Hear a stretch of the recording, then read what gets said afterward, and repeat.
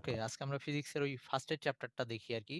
I mean ওই ভৌত রাশি আর পরিমাপ যে চ্যাপ্টারটা। নরমালি চ্যাপ্টার সহজ কিন্তু আ কিছুটা বিরক্তিকর। আই মিন কোয়েশ্চেন-টোশ্চেন এইখান থেকে অ্যান্সার করতে ইচ্ছা করে না নরমালি।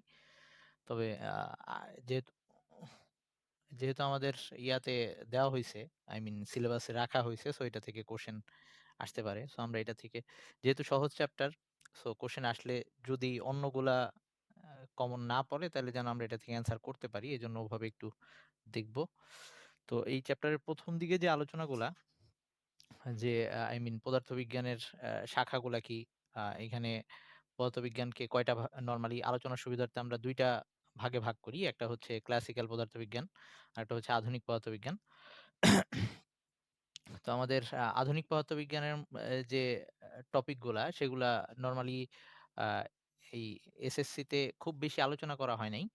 আমাদের মেইনলি ওই এম যেটা ক্লাসিক্যাল পদার্থবিজ্ঞান ওইটা নিয়ে বেশি আলোচনা করা হইছে। ইন্টারে আমরা কিছু পাবো আধুনিক পদার্থবিজ্ঞানের জিনিসগুলা। আ তো এখন আমাদের এই পদার্থবিজ্ঞানের আ কিভাবে আসছে, ক্রমবিকাশ কিভাবে হয়েছে, বিভিন্ন থিওরি গুলা কিভাবে আসছে, এগুলা নিয়ে ফার্স্ট এ কিছু গল্পের মতো করে বলা আছে। ওগুলা একটা রিডিং দিবি, ওখান থেকে অবজেক্টিভ আসবে আরকি। আর মেইনলি আমাদের পড়াশোনাটা শুরু হবে ওই আ পদার্থবিজ্ঞানের যে আ ভৌত রাশি আর পরিমাপ এই অংশটা থেকে মানে অ অ বইয়ের চ্যাপ্টারের 1.5 থেকে আমাদের শুরু হবে আরকি।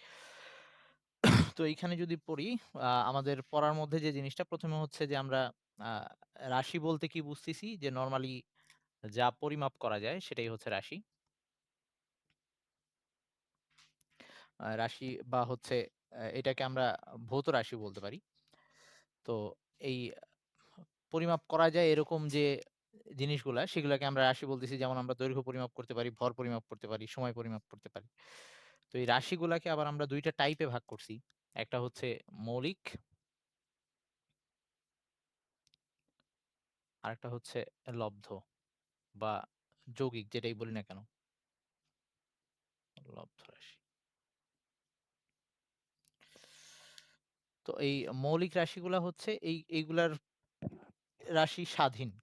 এইটা পরিমাপ করার জন্য অন্য কোনো রাশির দরকার নাই। তো এইরকম রাশি হচ্ছে ৭ টা, এই ৭ টাকে মুখস্থ রাখা লাগবে আমাদের। এই ৭ টা হচ্ছে দৈর্ঘ্য, ভর, সময়, বিদ্যুৎ প্রবাহ, তাপমাত্রা, পদার্থের পরিমাণ আর দীপন তীব্রতা। এই ৭ টাকে মুখস্থ রাখা লাগবে। আর লব্ধ রাশিগুলা হচ্ছে যেগুলা এইসব রাশির সাহায্য নিয়ে আমরা সেগুলাকে মাপি। যেমন যদি আমরা বলি বল, বল মাপতে আমাদের ভর লাগতেছে, আবার আ ত্বরণ লাগতেছে। ওখানে F equals to ma, সেই ভরটা একটা মৌলিক রাশি। আর ত্বরণের মধ্যে আবার আছে দৈর্ঘ্য বাই সময় স্কয়ার এরকম। আমরা সামনে গিয়ে দেখব। মানে ওগুলাকে ভেঙে লেখা যায়। আচ্ছা আমি দেখাচ্ছি। আশা করি সবার এগুলা মনে আছে। বল ইকুয়ালস টু ছিল ভর ইনটু ত্বরণ। এই ত্বরণকে আবার লেখা যায় ওই সরণ বাই সময় স্কয়ার আরকি। আ সরি ওই ত্বরণ ছিল হচ্ছে বেগ বাই সময় স্কয়ার। মানে সরি দূরত্ব বাই সময় স্কয়ার। দূরত্ব বাই সময় স্কয়ার। তো এইটাকে আমরা যদি আ দূরত্বকে দৈর্ঘ্য দিয়ে দেখাই তাইলে এটাকে লেখা যায় হচ্ছে দৈর্ঘ্য বাই সময় স্কয়ার। এখানে যে দৈর্ঘ্যটা, এই দৈর্ঘ্য হচ্ছে আ মৌলিক রাশি। আর ভর হচ্ছে মৌলিক রাশি, সময় হচ্ছে মৌলিক রাশি। সো এই মৌলিক রাশিগুলাকে নিয়ে আমরা এই আ বলটাকে নির্ণয় করতেছি, বলের পরিমাপটা করতেছি। তার মানে এগুলাকে আমরা লব্ধ রাশি বলব। তার মানে যে রাশিগুলার মধ্যে একাধিক মৌলিক রাশি জড়িত সেগুলাকে আমরা লব্ধ রাশি বলব। তো এগুলার সংজ্ঞা আসে ক, ক এর মধ্যে। ওকে। তারপরের যে পোরশন সেটা হচ্ছে আচ্ছা এইখানে আরো কয়েকটা ব্যাপার যে এইখানে এককগুলা কি? আর এককের সিম্বল গুলা কি? নরমালি আমরা এতদিনে একক লিখতে আ হয়ে গেছে, মুখস্থ হয়ে গেছে। তারপরে আমাদের আ যেগুলা কিছু মানে যেগুলা নরমালি ইউজ করা হয় না যেমন দীপন তীব্রতার একক ক্যান্ডেলা যেগুলা আমরা পুরা কোথাও আমরা এই এসএসসি তে ইউজ করি নাই। পুরাতন বইয়ে চ্যাপ্টারটা ছিল।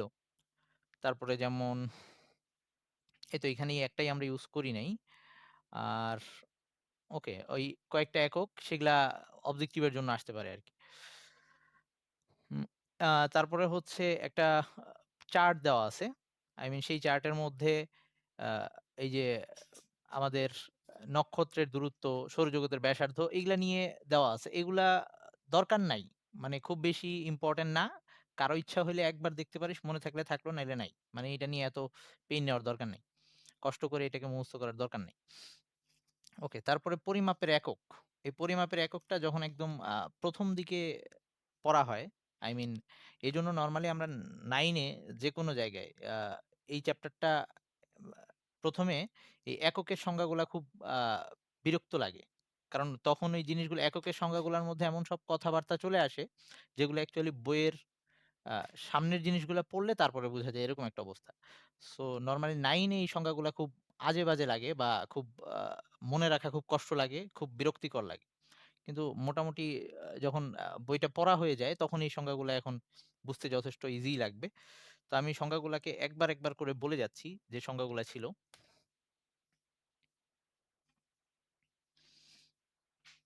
তার আগে একটু বলে নিই যে এককটা বলতে আমরা অ্যাকচুয়ালি কি বুঝি? এককটা আমাদের কেন দরকার পড়ছিল? পরিমাপের একক বা ইউনিট হচ্ছে আমরা একটা বস্তুকে মাপবো। যে এইটা কতটুকু এটার দৈর্ঘ্য মাপতে চাচ্ছি। তো এখন কেউ এটাকে আ বললাম ধরে নিলাম যে আমরা হাত ইউজ করব। যে বস্তুটার দৈর্ঘ্য বা এই বোর্ডটার দৈর্ঘ্য কত হাত সেটাই মাপবো। এরকম চিন্তা করলাম। তো আমি যদি আমার হাত ইউজ করি তখন আ যতটুকু আসবে এটার পরিমাপ, একটা ছোট বাচ্চা যদি তার হাত দিয়ে মাপে, তখন ২ টা ডিফারেন্ট হয়ে যাবে। তার মানে একই বোর্ড, কেউ যদি এখন জিজ্ঞেস করল যে, "বোর্ডটার দৈর্ঘ্য কত?" তো আমি একরকম জবাব দেব, সে আরেক রকম জবাব দিবে। তার মানে ইউজ করতেছি একই জিনিস। মানে আমরা হাতই ব্যবহার করতেছি। বাট এক্ষেত্রে হাতের যে আ কতটুকু দৈর্ঘ্যের হাত সেটা আমরা ডিফাইন করে দেই নাই। ওকে? তো যেকোনো বয়সের মানুষের হাত একেক বা একেকজনের অ্যা বয়স হিসেবে হাতের দৈর্ঘ্যে কম বেশি হইতে পারে। তো সেই ক্ষেত্রে এই মাপটা ঠিক হবে না। তো এজন্য আমাদের যেটা দরকার আমরা একটা পরিমাপকে নির্দিষ্ট করে নিছি যে আমরা যদি ১ হাত বলি তো ১ হাত বলতে ওইটুকুই বুঝবো। মানে এরকম একটা নির্দিষ্ট পরিমাণকে আমরা ঠিক করে নিছি। তো এই জিনিসটাকে আমরা বলতেছি পরিমাপের একক। মানে ওইটাকে আমরা আদর্শ ধরে বাকি সবকিছু মাপবো। যদি এখন আমরা হাত দিয়েই মাপতে চাই তাহলে আমরা বলে দিব যে এই হাতটা আমরা ১ হাত বলতে এতটুকু বুঝাচ্ছি। এরকম একটা পরিমাপ ঠিক করে দেব। ওকে? তো এই ব্যাপারটাই হচ্ছে একক বা ইউনিট। তো এই সব ক্ষেত্রে আমরা এই যে ৭ টা মৌলিক রাশি যেটা ছিল, প্রত্যেকটার জন্য একটা এরকম একক ঠিক করে নিছি, স্ট্যান্ডার্ড ঠিক করে নিছি যে এইটাকে ঠিক রেখে তারপরে আমরা সব মাপবো। তো এটার জন্য ১ম টা হচ্ছে আমাদের যে দৈর্ঘ্য পরিমাপের জন্য যে একক সেটা হচ্ছে মিটার। যেটা মিটার, এই মিটার বলতে আমরা যেটা বুঝাচ্ছি, আমরা জানি যে আলো আ ১ সেকেন্ডে আমরা নরমালি এভাবে লিখতাম যে আলোর বেগ এটা লিখতাম আমরা। এখন এগুলা আমরা জানি। সো আমাদের জন্য এখন সহজ লাগবে যে আলোর বেগকে আমরা c দিয়ে দেখাই নরমালি। c হচ্ছে 3 × 10⁸ মিটার পার সেকেন্ড। তো এইটার এক্সাক্টলি যদি এটাকে লিখি এরকম যে ৩ এর পরে এরকম ১ টা, ২ টা, ৩ টা, ৪ টা, ৫ টা, ৬ টা, ৭ টা, ৮ টা। ৮ টা শূন্য আরকি। ওকে? তাইলে প্রতি সেকেন্ডে এত মিটার করে যাচ্ছে। তো এখন আমি এটাকে যদি এক্সাক্ট ভ্যালুটা লিখি, এটার এক্সাক্ট ভ্যালুটা হচ্ছে আ 299,792,458 মিটার পার সেকেন্ড।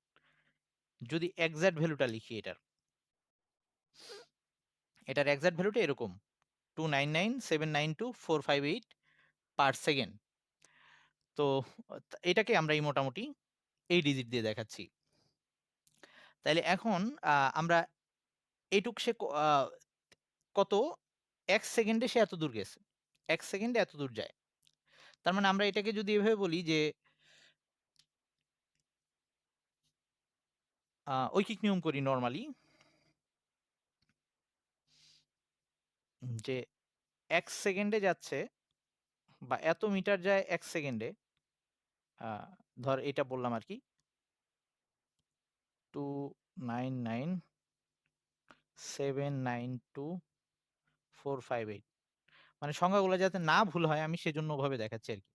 এত মিটার যাচ্ছে ১ সেকেন্ডে। তাইলে 1 মিটার এটা যাচ্ছে কত সেকেন্ডে? 1/299792458 সেকেন্ডে। ওকে? তাইলে এখন আমরা সংজ্ঞাটা এভাবেই দিছি। এই যে এটাই তো সেই ১ মিটার।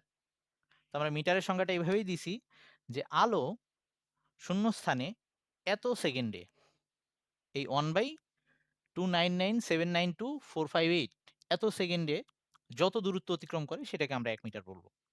ওকে? তাহলে সংজ্ঞাটা কিন্তু অ্যাকচুয়ালি এই ব্যাপারটা থেকে সহজ কথায় আমরা বলতে পারি যে আলো 1/3 × 10⁸ সেকেন্ডে যত দূর অতিক্রম করে সেই দৈর্ঘ্যটাকে আমরা ১ মিটার বলব।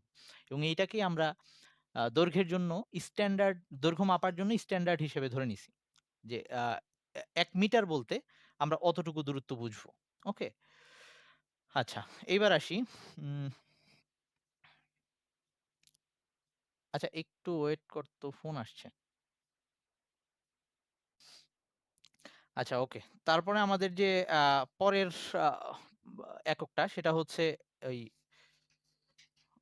ভরের একক। যেটাকে আমরা কিলোগ্রাম বলতেছি বা কেজি বলতেছি।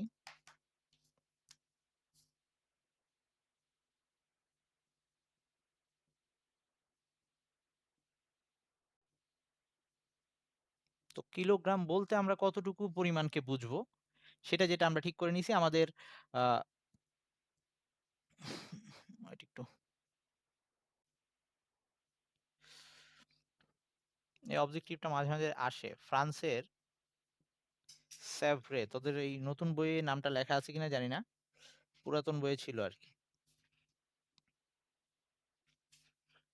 স্যাভ্রে। এইখানে আ মিউজিয়াম আরকি। মিউজিয়াম হচ্ছে ইন্টারন্যাশনাল ওয়েটস অ্যান্ড মেজারমেন্ট বা মেজার্স আরকি। ওই মিউজিয়ামে একটা আ ধাতব সিলিন্ডার রাখা আছে। তো ওই সিলিন্ডারটা আবার কি দিয়ে বানানো হইছে? একটা সিলিন্ডার জাস্ট। একটা সিলিন্ডার আচ্ছা। এটা বানানো হইছে ২ টা ধাতুর সংকর দিয়ে। একটা হচ্ছে প্লাটিনাম আর ইরিডিয়াম। পর্যায় সারণীতে এই ২ টা মৌল আছে। ওকে? তো এই প্লাটিনাম আর ইরিডিয়াম এই ধাতুর সংকর দিয়ে এরকম একটা সিলিন্ডার বানানো হইছে যার দৈর্ঘ্যটা হচ্ছে ৩.৯ সেন্টিমিটার। এটা একটা মিউজিয়াম আছে। এখানে মিউজিয়ামটার নাম হচ্ছে ইন্টারন্যাশনাল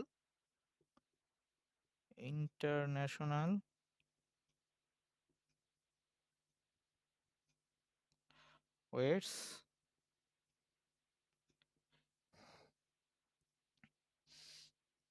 অ্যান্ড মেজার্স মেজার্স।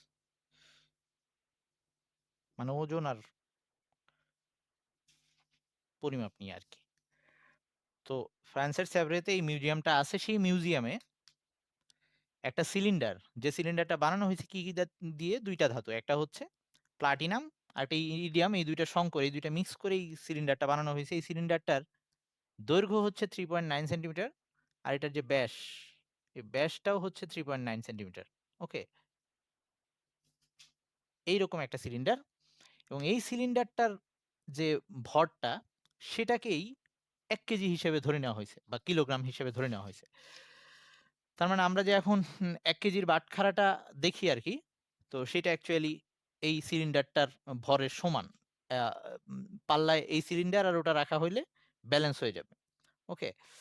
আচ্ছা, এটা গেল হচ্ছে আমাদের ভরের একক কিলোগ্রামের সংজ্ঞাটা। এবার আসি সময়ের একক যেটা সেকেন্ড সেটার সংজ্ঞায় যাচ্ছি। তো এরকম বুঝে, বুঝে মুখস্থ করলে মনে থাকবে নাইলে একটু এলোমেলো লাগে। তারপরে হচ্ছে ৩ নাম্বারটা সময়ের একক যেটা সেকেন্ড বলি আমরা।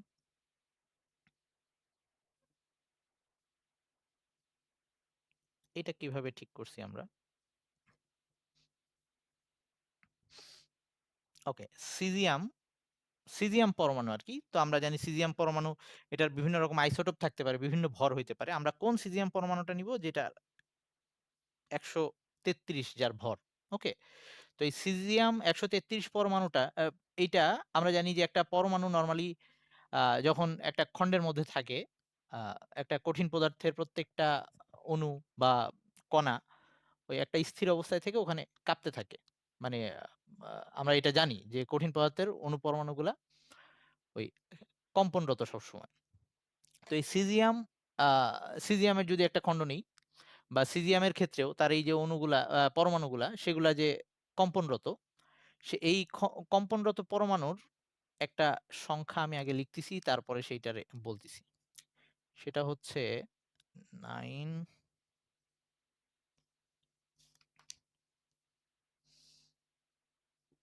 192, এই ডিজিট কিন্তু আমার মুখস্থ থাকে না।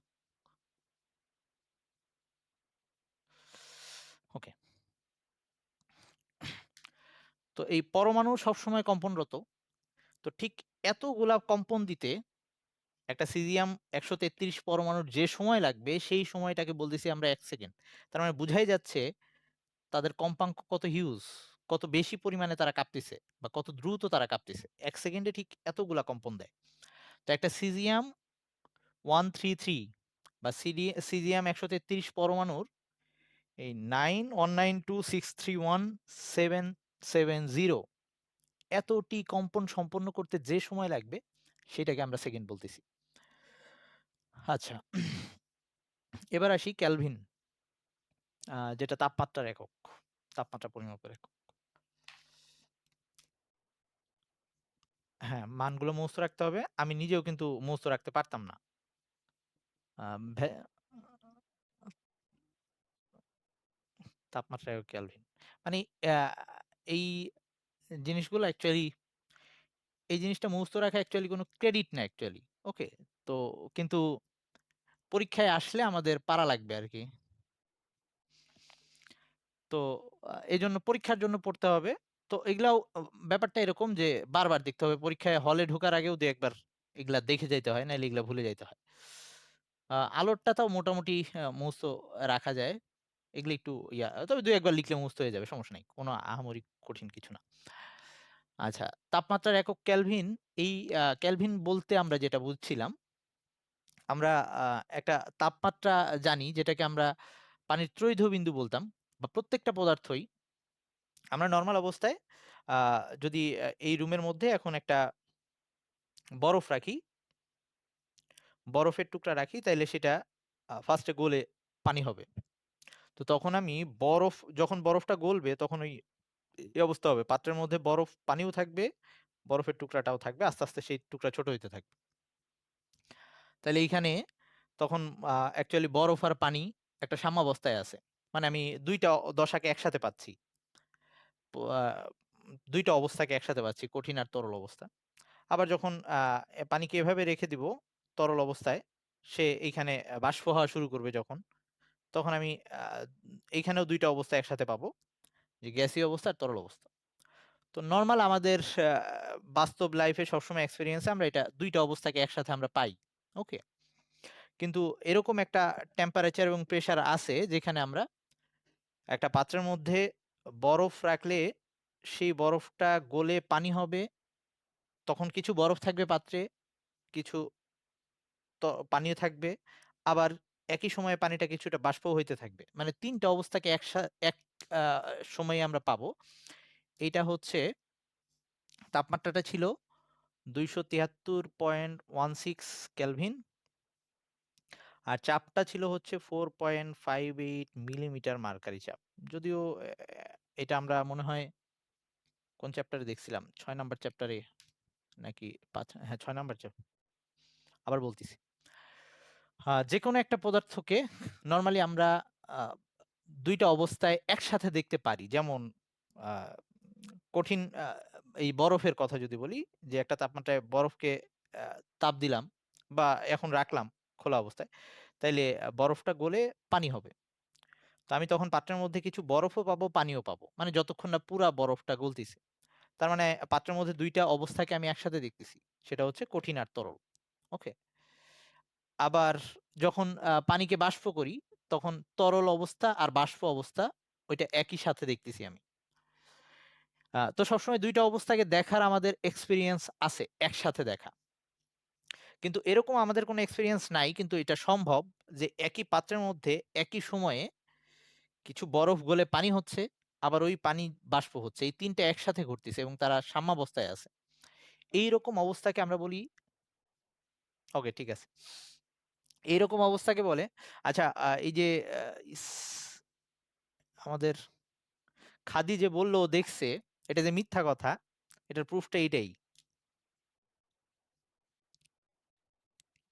আচ্ছা ওকে, মানে ব্যাপার হচ্ছে যে এই বরফ, পানি আর বাষ্পকে একসাথে সাম্যাবস্থায় দেখা যাবে শুধুমাত্র এই তাপমাত্রা ও চাপে, মানে 273.16 কেলভিন, বা এটাকে সেলসিয়াসে নিলে 0.16 ডিগ্রি সেলসিয়াস।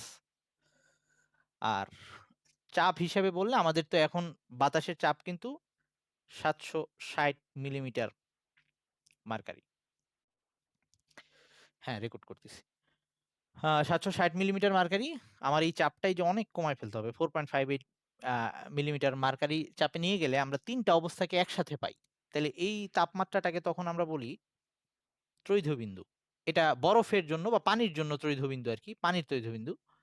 এক এক পদার্থের কিন্তু এক এক রকম। সেটা বরফের জন্য যেমন হয়েছে এই, বা পানির জন্য যেমন হয়েছে, সেটা লবণের জন্য ডিফারেন্ট হবে। প্রত্যেকটা পদার্থের ডিফারেন্ট ডিফারেন্ট ত্রৈধবিন্দু হবে। তো এই পানির যে ত্রৈধবিন্দু, এটা তো 273.16 কেলভিন। আমরা অলরেডি এখন কেলভিন স্কেল টিস্কেল জানি, এগুলা পড়ে ফেলছি। সো জিনিসগুলো এখন আমাদের এত অজানা লাগতেছে না। তো এইটাকে, এইটার 1 কেলভিন বানাইতে চাই, এটাকে যদি 1 কেলভিন বানাইতে চাই তাহলে আমি কত দিয়ে ভাগ দিব?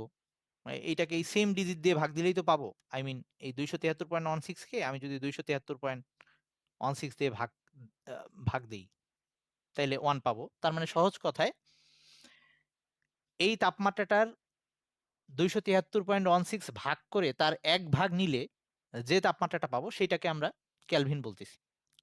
মানে জাস্ট এখান থেকে দেখেই বুঝতেছি, যেহেতু পানির তৈধবিন্দুর তাপমাত্রা 273.16 কেলভিন কেলভিন, তাইলে এইটাকে আমি 273.16 ভাগ করব, তাহলে তার একটা ভাগ হবে 1 কেলভিন। তো এটাই হচ্ছে এটা সংজ্ঞাটা যে আহ, আমরা যদি বলি তাহলে হচ্ছে পানির তৈধবিন্দুর তাপমাত্রার 1/273.16 ভাগকে, ওকে, আমরা 1 কেলভিন বলি। বা 200, পানির তৈধবিন্দুর 273.16 ভাগের 1 ভাগকে আমরা 1 কেলভিন বলতেছি। ওকে, এটা গেল হচ্ছে কেলভিনের সংজ্ঞা বা তাপমাত্রা পরিমাপের একক। আচ্ছা আমরা এগুলা কিন্তু সব এসআই একক পড়তেছি, প্রথমে বলতে ভুলে গেছি যে এককগুলা কিন্তু আবার বিভিন্ন টাইপের আছে। একটা হচ্ছে এসআই, সিজিএস, এফপিএস, আরো কয়েক আছে। তো এসআই এককগুলা পড়তেছি আমরা এখন, মানে যেটা আন্তর্জাতিকভাবে সব জায়গায় ইউজ করা হচ্ছে। উম, তো এরপরের যেটা সেটা হচ্ছে আমাদের আহ, তড়িৎ প্রবাহের একক অ্যাম্পিয়ার। এবার এইটা একটু বুঝতে গিয়ে খুব ঝামেলা হইতো, মানে 9-10-এ তো এটাকে আমি বুঝতেই পারি নাই, মুখস্থ করছি গাধার মতো। আর হচ্ছে ইন্টারে উঠে, তাও ইন্টারে গিয়ে সেকেন্ড ইয়ারে পরে গিয়ে বোঝা হয়ে গেছি, কারণ সেকেন্ড ইয়ারে গিয়ে ওই চ্যাপ্টারটা পড়া হয়েছে তখন। ওকে, কিন্তু এখন তোরা বুঝবি, কারণ এইটা আমরা চুম্বকের ওই যে উম, চুম্বক চ্যাপ্টারটা পড়াইতে গিয়ে একটু বলে ফেলছি। আচ্ছা নাহলে আবার মনে করাই দিচ্ছি আমি, সমস্যা নেই। ওকে, আমরা এইটা পড়ে ফেলছিলাম, বা এটা আমরা জানি যে একটা তারের মধ্যে দিয়ে, একটা তারের মধ্যে দিয়ে যখন কারেন্ট যায় তখন সেটা একটা চৌম্বক ক্ষেত্র সৃষ্টি করে। একটা তারের মধ্যে দিয়ে যখন কারেন্ট যায় তখন সে তার পাশে একটা চৌম্বক ক্ষেত্র সৃষ্টি করে, মানে হচ্ছে এই তারটার চারপাশে যদি আমি আরেকটা চৌম্বককে আনি তাহলে সে তাকে আকর্ষণ বিকর্ষণ করতে পারে। আই মিন সহজ কথায় এই পুরা তারটা একটা চৌম্বক হিসেবে কাজ করে। ওকে, তো এখন এরকম আমরা দুইটা আহ, তারকে যদি পাশাপাশি রাখি যাদের দুইটার মধ্যে দিয়েই কারেন্ট যাচ্ছে, তাইলে যদিও এই চ্যাপ্টারটা এখন তোদের বাদ দিয়ে দিছে, আই মিন যারা এবার এসএসসি দিবি তাদের জন্য চ্যাপ্টারটা কি রাখছে না বাদ দিয়ে দিছে? বাদ দিয়ে দিছে না? ওকে, এটা 11 না, এটা জলবিদ্যুৎ না, এটা ওই যে তড়িতের চৌম্বক ক্রিয়া। হুম, এটা 12 12 তুমি, আচ্ছা ওকে, তড়িতের চৌম্বক ক্রিয়া যে চ্যাপ্টারটা ছিল। হ্যাঁ, ওটা বাদ দিয়ে দিছে। যা হোক, আচ্ছা সমস্যা নাই। একটু মনে করাই দিচ্ছি। আ সেটা হচ্ছে তাইলে এই তারটার মধ্যে দিয়ে কারেন্ট গেলে আ এটা একটা চৌম্বকের মতো আচরণ করবে। আবার এই তারটা পাশাপাশি ২ টা তার এরকম আছে সমান্তরালভাবে। তাইলে ২ টা তারই যখন চৌম্বক, তখন এখানে ২ টা ব্যাপার হইতে পারে। একটা হচ্ছে যদি একই দিকে কারেন্ট যায় তখন তারা পরস্পরকে আকর্ষণ করবে। তার মানে একটা যদি মানে ২ টার চৌম্বক ক্ষেত্র আকর্ষণধর্মী হবে। ওকে? আর যদি বিপরীত দিকে কারেন্ট যায়, এরকম হয়, একটা এদিকে কারেন্ট যাচ্ছে, আরেকটা এদিকে কারেন্ট যাচ্ছে। তাহলে সেই ক্ষেত্রে এই ২ টা তার পরস্পরকে ধাক্কা দিবে এরকম। ওকে?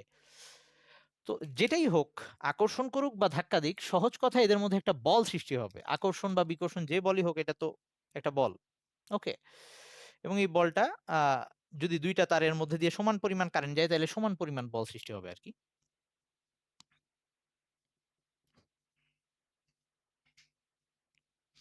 এখন কথা হচ্ছে, আ আমরা এখন এমন ২ টা তার নিচ্ছি, সেই ২ টা তার হচ্ছে আ শর্তগুলা কিরকম? মানে আমরা এখন অ্যাম্পিয়ারের সংজ্ঞা দিতে যাচ্ছি। মানে এই ব্যাপারটা থেকে আমরা আ কারেন্টের যে একক, তড়িৎ প্রবাহ পরিমাপের যে একক, সেটা হচ্ছে অ্যাম্পিয়ার, সেটা সংজ্ঞা দিব। সেটা হচ্ছে আমরা এমন এই ২ টা তারকে এমন ২ টা তার নিছি, যে ২ টা তারের দৈর্ঘ্য অনেক বেশি। তার মানে দৈর্ঘ্যটা আ অনেক বেশি বলতে আমরা বুঝাচ্ছি অসীম দৈর্ঘ্য। মানে অসীম দৈর্ঘ্য বলতে দৈর্ঘ্য অনেক বেশি। ওকে? এবং আরো একটা ব্যাপার, তার ২ টা খুব চিকন। আ এতটাই তাদের প্রস্থচ্ছেদের ক্ষেত্রফল। প্রস্থচ্ছেদের ক্ষেত্রফল বলতে আমরা যেটা এই যে এই জিনিসটাকে বুঝি। একটা তারকে কাটলে এই যে এইখানে যে পোরশনটা পাওয়া যায়। তো এটা এতটাই চিকন একটা তার যে এর এই ক্ষেত্রফলটাকে আমি প্রায় 0 ধরতে পারি। তার মানে এর প্রস্থচ্ছেদের ক্ষেত্রফলটা কিরকম? প্রায় 0, মানে আমি উপেক্ষা করতে পারি। তার মানে উপেক্ষণীয় উপেক্ষণীয় প্রস্থচ্ছেদের ক্ষেত্রফল বা প্রস্থচ্ছেদ। তাইলে আবারও শর্তগুলায় আসতেছি। এই টার্মগুলা বাদ গেলে পুরা সংজ্ঞাটা কাটা দিতে পারে। সেটা হচ্ছে আমি এমন ২ টা তার চিন্তা করতেছি যে ২ টা তারের দৈর্ঘ্য অসীম। অসীম দৈর্ঘ্য বিশিষ্ট, মানে অনেক বেশি দৈর্ঘ্য। তাদের প্রস্থচ্ছেদের ক্ষেত্রফলটা এতটাই ক্ষুদ্র যে এটাকে আমরা 0 ধরতে পারি, নেগলেক্ট করতে পারি। এজন্য প্রস্থচ্ছেদটাকে বলতেছি উপেক্ষণীয় প্রস্থচ্ছেদ। ওকে? তো এই উপেক্ষণীয় প্রস্থচ্ছেদের ক্ষেত্রফল বিশিষ্ট এরকম ২ টা তার, এখন তাদেরকে যে সে দূরত্বে রাখবো না। আমি কিরকম দূরত্বে রাখবো? তাদের মধ্যবর্তী দূরত্বটা হবে 1 মিটার।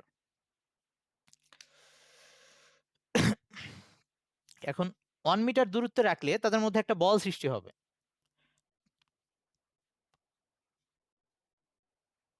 সবার জন্যই? আচ্ছা তাইলে ওকে, ওকে। তাইলে তোরা আরেকবার একটু জয়েন দে। টাইমও এন্ড হয়ে গেছে। আমি নেট চেঞ্জ করতেছি। ওকে, এখন কি নেট ঠিক আছে? ওকে। না, এখন তাইলে আবার একটু শর্ত, যেটা ১ম কথা হচ্ছে ২ টা তার, তার মানে ১ মিটার দূরত্বে থাকবে। ২ টা তার এরকম হবে, দৈর্ঘ্য অনেক বেশি, প্রস্থচ্ছেদের ক্ষেত্রফল অনেক কম। আই মিন খুবই চিকন তার, এবং তাদের মধ্যে আ এখন তারা যে ২ টাকে আকর্ষণ বা বিকর্ষণ করবে, ২ টাই হইতে পারে। আমার মাথা ব্যাথা না কারেন্ট কি একই দিকে গেল না বিপরীত দিকে গেল। কারণ আমি মাপতে যাচ্ছি কারেন্টের পরিমাপটা, কারেন্টের পরিমাণটা। দিক নিয়ে আমার মাথা ব্যাথা নাই। আমরা পরিমাণটা নির্ণয় করতে যাচ্ছি। তো এখন কথা হচ্ছে, আমরা বলে দিলাম যে এই ২ টা তারের মধ্যে একটা বল, যে বলটা সৃষ্টি হবে সেই বলের পরিমাণটা নির্দিষ্ট করে দিচ্ছি। যে ২ টা এই যে আকর্ষণ বা বিকর্ষণ যে বলটা সৃষ্টি হবে সেটার মানটা হইতে হবে 2 × 10⁻⁷ নিউটন। 2 × 10⁻⁷ নিউটন। তখন যে পরিমাণ কারেন্ট এটার মধ্যে দিয়ে প্রবাহিত হইতে হবে, আই মিন ২ টা বল, ২ টা তার যদি পরস্পরকে এত বলে আকর্ষণ বা বিকর্ষণ করতে চায় এরকম ১ মিটার দূরত্বে থেকে, তখন যে পরিমাণ কারেন্ট গেলে এই বলটা উৎপন্ন হবে সেই কারেন্টটাকে বলবো ১ অ্যাম্পিয়ার। আবারও পুরা জিনিসটা ক্লিয়ার করতেছি। তার ২ টা শর্ত আগে মেনে ২ টা তারকে পাশাপাশি রাখলাম। এখন কথা হচ্ছে আমি এর মধ্যে দিয়ে কারেন্ট পাস করব। তো কতটুকু কারেন্টকে ১ অ্যাম্পিয়ার বলবো? যে পরিমাণ কারেন্ট পাস করলে এই ২ টা তারের মধ্যে আকর্ষণ বলটা 2 × 10⁻⁷ নিউটন হবে, অথবা বিকর্ষণ বলটা 2 × 10⁻⁷ নিউটন হবে, সেই পরিমাণ কারেন্টকে আমরা বলবো ১ অ্যাম্পিয়ার। সংজ্ঞাটা একটু জটিল। এই টার্মগুলা মুখস্থ মানে মুখস্থ রাখা লাগবে। এবং মিস করা যাবে না। আর আমি এই ডিজিটটা কখনোই ভুলবো না মনে হয়, কারণ আমাকে ইন্টার পরীক্ষায় এই ফিজিক্সের ভাইভায় এটা ধরা হয়েছিল, এইচএসসি পরীক্ষায়। আর তখন আমি ফার্স্টে ঠিকটাই বলছিলাম, স্যার আবার কনফিউজড করার জন্য, যে এটা কি -7 না +7, এটা নিয়ে আমাকে অনেকক্ষণ ধরে ইয়া করছিল আর কি, কনফিউজ করার চেষ্টা করছিল। সো এটা আমি ভুলবো না আর। ওকে, আচ্ছা এখন আসি, তো তারপরের যে সংজ্ঞাটা, আচ্ছা আচ্ছা, এই যে এই ডিজিটটা ভুলবো না আর কি। ওকে, এরপর আমাদের পরবর্তী যে সংজ্ঞা সেটা হচ্ছে আহ, দীপন তীব্রতা। দীপন তীব্রতার একক যে ক্যান্ডেলা। দীপন তীব্রতা জিনিসটা কি, যে হচ্ছে ওই কোন একটা, মানে সহজ কথায় একটা আলোর তীব্রতা আর কি। ওকে, তো সেইটা যেটা দিয়ে মাপবো আমরা, সেটাকে আমরা ক্যান্ডেলা বলি। এটা সংজ্ঞাটাও একটু মানে বোঝা একটু টাফ, কারণ প্রথম কথা এটা নিয়ে তোদের কোনো আলোচনাই নাই তোদের এই বইয়ে, ইয়াতে তো নাই, এসএসসি তেও নাই, এইচএসসি তেও নাই, মানে সহজ কথায় এই দুই জায়গায় এটা নিয়ে কোনো আলোচনা নাই। পুরাতন বইয়ে একদম, আই মিন ওই 10-এর আগে, 10-এর পরে মনে হয় এটা বাদ দিয়ে দিছে, ওই 10-এ বা 10-এর আগে তখন এগুলা ফিজিক্সের বইয়ে এই আলোক জ্যামিতি নিয়ে বা এই আহ, দীপন তীব্রতা নিয়ে, এইসব নিয়ে আলোচনা ছিল। তো তখন ওই চ্যাপ্টারটা খুব বোরিং লাগতো, ওটা থেকে আমি নর্মালি অ্যান্সার করতাম না। সো এখন আমি একটু বোঝানোর চেষ্টা করতেছি, দেখি তোদের কতদূর বোঝানো যায়। আচ্ছা, তারপরেরটা হচ্ছে দীপন তীব্রতা ক্যান্ডেলা।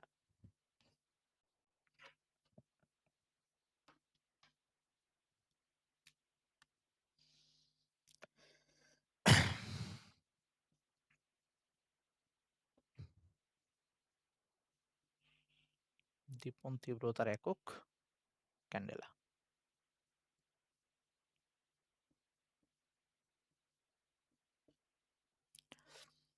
ওকে, প্রথমে আসি, এখানে কয়েকটা জিনিস আমাদের বুঝাইতে হবে। ধর আমরা যদি এটাকে একটা আলোর উৎস চিন্তা করি, যে একটা টর্চ লাইট, এটা এরকম ধরলাম, তো এখানে আলো এভাবে ছড়ায়।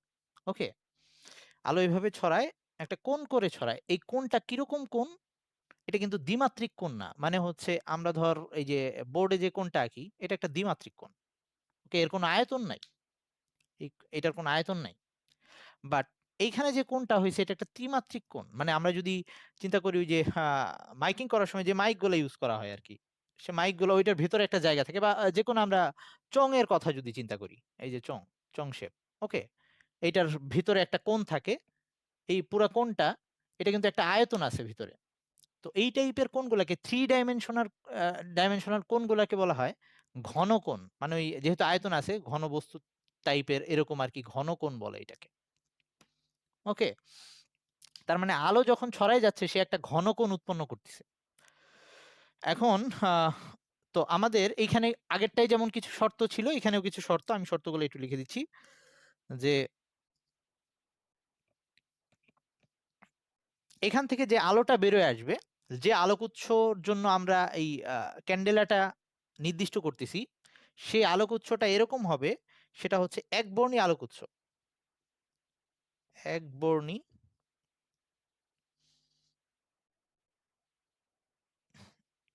উৎস বা একবর্ণী বিকিরণ আর কি, মানে হচ্ছে লেজার লাইট অনেকটা, আই মিন এক কালারের আলো নির্গত হচ্ছে এটা থেকে। এরপরের শর্তটা হচ্ছে উম, এই আলোটা একটা নির্দিষ্ট দিকে বিকিরিত হচ্ছে, গেল। এবং আমরা জানি আলোর কম্পাঙ্ক আছে। এই বিকিরণটা কেমন হইতে হবে, এটার কম্পাঙ্কটাও নির্দিষ্ট, সেটা হচ্ছে 540 ইন্টু 10⁻12 হার্টস। তোদের বইয়ে এভাবে লেখা আছে কিনা একটু দেখি, দাঁড়া ওয়েট। হ্যাঁ, 540 ইন্টু 10⁻12 হার্টস। ওকে, তার মানে এরকম একটা আলোক উৎস, যেটা একবর্ণী বিকিরণ নিঃসরণ করে, মানে হচ্ছে এক কালারের আলো, লেজার লাইট। এবং সেইটা, যে আলোটা নিঃসরণ করতেছে, তার কম্পাঙ্কটা হচ্ছে 540 × 10⁻12 হার্টস, এরকম কম্পাঙ্ক হইতে হবে। আহ, এবং এইটার, এই যে এই আলোটার তীব্রতা প্রতি একক ঘনকোণে, ধর এখানে কোনটা হচ্ছে 45°। ওকে, তাহলে এখানে কোণ যে মাপছি, তো এইখানে ধর এই যদি আমি বলি যে প্রতি ডিগ্রিতে এখানে জায়গা কতখানি আছে বা ক্ষেত্রফল কতটুকু আছে, এরকম তুই এই যে এরকম একটা জায়গা বের করবি এখানে 1 ডিগ্রির জন্য কতটুকু, তো এটা বলবো যে প্রতি 1 ডিগ্রি কোণে এতটুকু ক্ষেত্রফল আছে বা এরকম বলবো। তো এই ক্ষেত্রে ওই প্রতি 1 ডিগ্রি না 1 ডিগ্রি কোণ না বলে সেটা বলতেছি 1 ডিগ্রি ঘন কোণে, প্রতি ডিগ্রি ঘন কোণে, কারণ এটা 3 ডাইমেনশনাল কোণ। তো আমি লেখাটা আগে সংজ্ঞাটা একটু লিখে নিই, দাঁড়া। ওকে, প্রতি, আচ্ছা এখন আসি এই যে 2 ডাইমেনশনাল কোণগুলা, এই কোণগুলা আমরা ডিগ্রি দিয়ে মাপি। ওকে, আর এই 3 ডাইমেনশনাল যে কোণগুলা যেগুলা ঘন কোণ, সেগুলার এককটা হচ্ছে স্টেরিডিয়ান। ঘন কোণের এককটা হচ্ছে স্টেরিডিয়ান।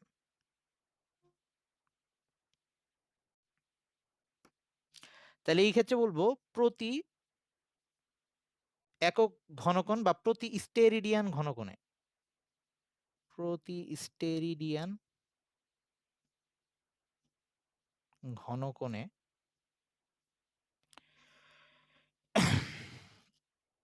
যদি বিকিরণ তীব্রতাটা এই আলো থেকে যেটা বেরিয়ে আসতেছে তার তীব্রতাটা, বিকিরণ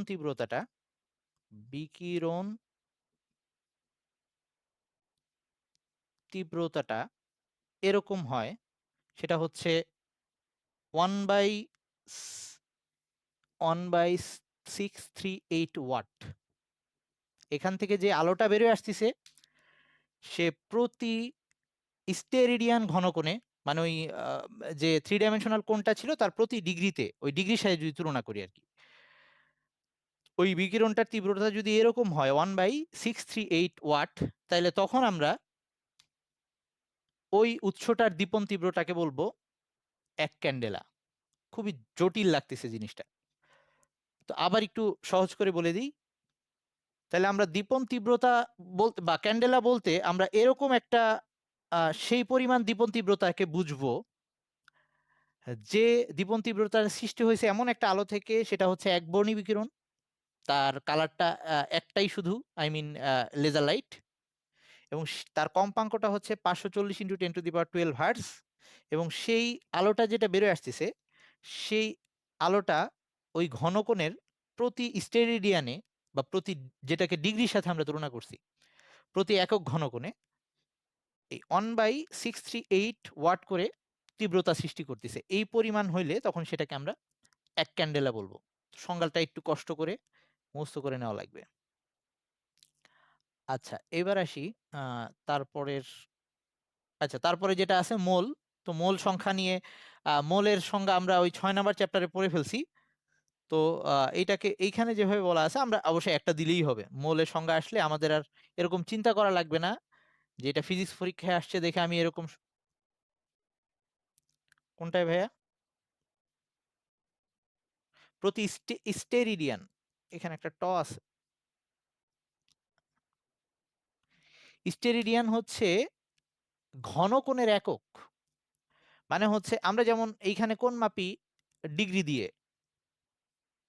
ওকে, এই যে এগুলা হচ্ছে দ্বিমাত্রিক কোণ, আর আমরা যখন একটা 3 ডাইমেনশনাল কোণ মাপি তখন তার এককটা হচ্ছে স্টেরিডিয়ান, এই আর কি।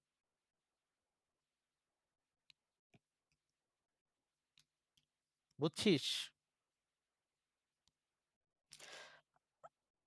আচ্ছা এবার আসি লাস্ট যে সংজ্ঞা বললাম মোলের সংজ্ঞা। তো মোলের সংজ্ঞা আমরা ওই আমাদের যে কেমিস্ট্রিতে পড়ছি ওখান থেকেই দিলেও চলবে, এমন ভাবার দরকার নাই যে যেহেতু এটা ফিজিক্স পরীক্ষা দিচ্ছি সো মোলের সংজ্ঞাটাই ফিজিক্সের যেভাবে আছে ওভাবেই দিতে হবে, এরকম কোনো কথা নাই। তবে আমি এখানকারটা বলে দিচ্ছি, সেটা হচ্ছে যে আমরা যদি কার্বন মোলের সংজ্ঞাটা এখানে এভাবে দেওয়া হয়েছে যে আমরা কি করব যে কার্বন 12, এই কার্বন 12 পরমাণুর আমরা 1 মোল বলতে কি বুঝি, নরমালি 1 মোল বুঝতে 1 মোল বলতে বুঝাচ্ছি যে কার্বনের 1 মোল বলতে বুঝি হচ্ছে 12 গ্রাম, 12 গ্রাম কার্বন পরমাণু। তাইলে 12 গ্রাম কার্বন পরমাণু মানে কি অ্যাকচুয়ালি? 12 গ্রাম কার্বন পরমাণু আমরা অলরেডি পড়ে ফেলছি। কার্বনের যদি মোল সংখ্যা বলে যে 1 মোল কার্বন, তাহলে আমরা লিখবো 12 গ্রাম কার্বন আর কি। তাই না? এটাই তো লিখি। তো 12 গ্রাম কার্বন, এটা অ্যাকচুয়ালি কেজিতে নিলে এটা কত, 1000 দিয়ে ভাগ দিলে সেটা আসে হচ্ছে 0.012 কেজি। ওকে, কার্বন। তাহলে এখন সংজ্ঞাটাকে এভাবেই দেওয়া হয়েছে যে 0.012 কেজি এই কার্বনের মধ্যে যে পরিমাণ কণা থাকে, সেই পরিমাণ কণাকে আমরা 1 মোল বলি। তার মানে সহজ করে এই যে এইটা যা, এটাও তাই এটাও তাই, সেম জিনিস। তাইলে 1 মোল হচ্ছে 12 গ্রাম কার্বন, নর্মালি আমরা যেটা কেমিস্ট্রি থেকে বুঝছি। তাইলে ওই 12 গ্রাম কার্বনকে আমরা গ্রামে নিলে এরকম আসতেছে। তাইলে এত কেজি কার্বনের মধ্যে যে পরিমাণ কণা থাকে, সেই কণাগুলাকে আমরা মোল বলি। আহ, আহ, মানে সেই কণার পরিমাণকে আমরা বলি মোল, 1 মোল বলি। আচ্ছা, এইবার গেল, এইটা হচ্ছে আমাদের সবগুলা এককের সংজ্ঞা গেল, সেটা হচ্ছে এসআই এককের। আমাদের কিন্তু এরকম সিজিএস একক বলতে আমরা সেন্টিমিটার, গ্রাম আর সেকেন্ড বুঝি। এরকম এফপিএস, ফুট, পাউন্ড, সেকেন্ড এরকম আছে। তো এই যে এসআই একক, এটার আর একটা নাম হচ্ছে এমকেএসও বলে এটাকে, এই metre, kilo, metre, KG, I mean M দিয়ে বোঝাচ্ছে মিটার, আর কে দিয়ে বোঝাচ্ছে কেজি, সেকেন্ড, এরকম আর কি। তো অ্যাকচুয়ালি এককের নামগুলো যেগুলো করা হচ্ছে, যে এমকেএস, যেটা আমরা এসআই বললাম এতক্ষণ, এফপিএস, সিজিএস, এগুলো অ্যাকচুয়ালি দৈর্ঘ্য, ভর, সময়, দৈর্ঘ্য, ভর, সময়, দৈর্ঘ্য, ভর, সময়। এটা দৈর্ঘ্য হচ্ছে মিটার এককে, ভর হচ্ছে কেজিতে, আর সময় হচ্ছে সেকেন্ডে। এখানে দৈর্ঘ্যটা হচ্ছে ফুট, আর ভরটা হচ্ছে পাউন্ড, আর সময়টা হচ্ছে সেকেন্ডে। এরকম দৈর্ঘ্য সেন্টিমিটার, ভরটা গ্রাম, সময়টা হচ্ছে সেকেন্ডে। এরকম বিভিন্ন টাইপের একক আছে। এগুলা মাঝে মাঝে কোশ্চেনে দিয়ে দেয়, চেঞ্জ করে নিতে হয়। এই যে এটা তো একদম কমন, ফুট দিয়ে পাউন্ড, যদি পাউন্ডটা তোদের ওভাবে দেওয়া হয় না, ইন্টারে দরকার হয়। তো আমাদের এই সিজিএসটা মাঝে মাঝে ম্যাথের মধ্যে আসলে আমরা এটাকে কনভার্ট করে নিই। সো আপাতত আমাদের ওগুলা লাগবে না, আমাদের শুধু এসআই একক জানলেই হবে। আচ্ছা, এখন আসি এই যে এই রাশিগুলাকে,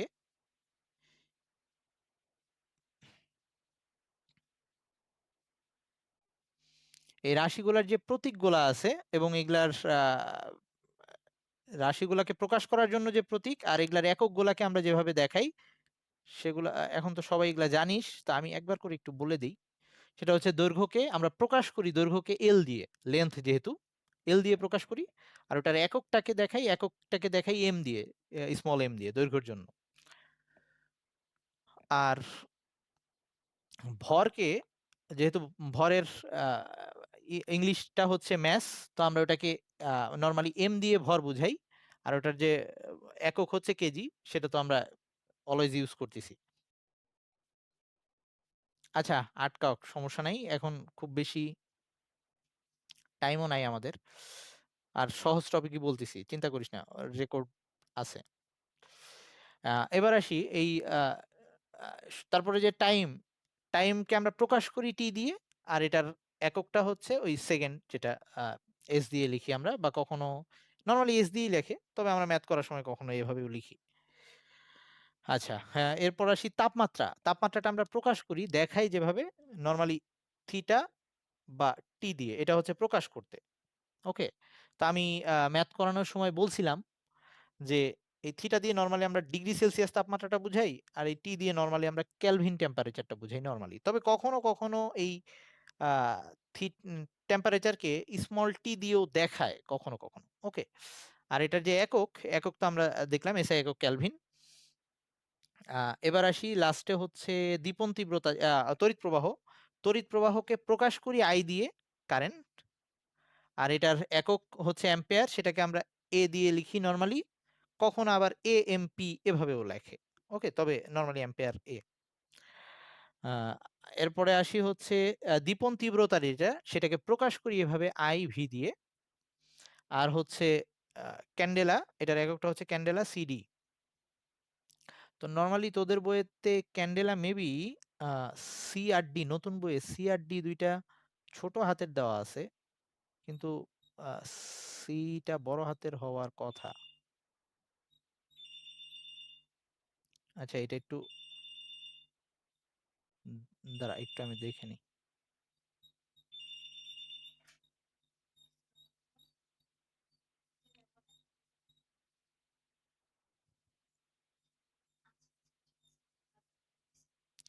হ্যাঁ, ক্যান্ডেলাটা সি বড় হাতের হওয়ার কথা। আচ্ছা দাঁড়াও তো একটু, আমার একটা ফোন আসছে। ওকে, আচ্ছা ওটা আমি একটু কনফার্ম হয়ে জানাবো। নরমালি তোদের নতুন বইয়ে এটাকে সি আর ডি দুইটাই ছোট হাতের দেওয়া আছে ক্যান্ডেলার, সিটা মেবি বড় হাতের হওয়ার কথা। আচ্ছা আর হচ্ছে আহ, এরপর আমাদের আর পদার্থের পরিমাপ, সেটা তো আমরা জানি যে পরিমাণটা সেটা আমরা মোল সংখ্যাকে নরমালি প্রকাশ করি এন দিয়ে, স্মল এন দিয়ে। আর লেখার সময় এটার এককটা হচ্ছে MOL। ওকে, আমরা মোল যখন লিখবো ই কিন্তু লিখবো না, যখন আমরা একক হিসেবে লিখবো শুধু MOL লিখবো, এটা যেন মনে থাকে। শুধু MOL লিখবো, ই লিখবো না। ওটা কিন্তু একক না, একক শুধু এইটুক MOL। আচ্ছা, এইবার আমাদের এর পরের জিনিস হচ্ছে মাত্রা। তবে মাত্রায় আমরা আজকে না যাই, আমরা পরের দিন মাত্রা দেখবো ইনশাল্লাহ। তো আজকে এই পর্যন্ত থাকুক। এই চ্যাপ্টারের এই আজকে যেগুলা বললাম এগুলা নর্মালি ক খ এর মধ্যেই আসে। আর ওই উম, সংজ্ঞা হিসেবে ক খ এর মধ্যে আসবে, আর অবজেক্টিভের জন্য। আর সংজ্ঞাগুলা এরকম যে ওই ছোট্ট একটা ওয়ার্ড মিস হইলে পুরাটা কেটে দিতে পারে। কারণ এইখানে ওই সংজ্ঞাগুলা খুব অ্যাকুরেট হওয়া লাগবে। কারণ এগুলা বানানোর মতো কিছু না, এগুলা পুরা নির্দিষ্ট করা এবং ইউনিভার্সাল একটা জিনিস, মানে সব জায়গায় এটা এভাবেই ঠিক করা। সো আমরা উল্টাপাল্টা করতে পারবো না, নিজেদের মতো করে লিখতে পারবো না। সো একটু কষ্ট করে দুই একবার করে লিখে তারপরে এটা করা লাগবে। আমার কাছে নোট আছে, আমি সুযোগ হলে নোটটা দিয়ে দিব ইনশাল্লাহ। ওকে, তো থাকুক আজকে, আবার নেক্সট ক্লাসে আমরা পরের মাত্রা সমীকরণ নিয়ে আলোচনা করব। আল্লাহ হাফেজ।